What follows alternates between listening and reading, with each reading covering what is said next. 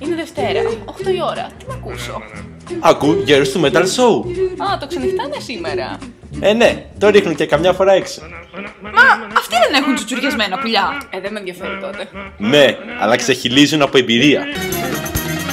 Έλα στον παππού, έλα στον παππού, σ' αυτόν που τα έχει όλα και μην κοιτάς αλλού.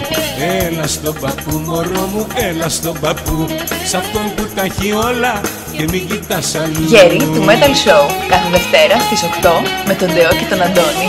Για να περάσω όμορφα στα χρόνια τα επόμενα, για χάρη σου μπεμπέκα μου, αφήνω τη γυναίκα μου.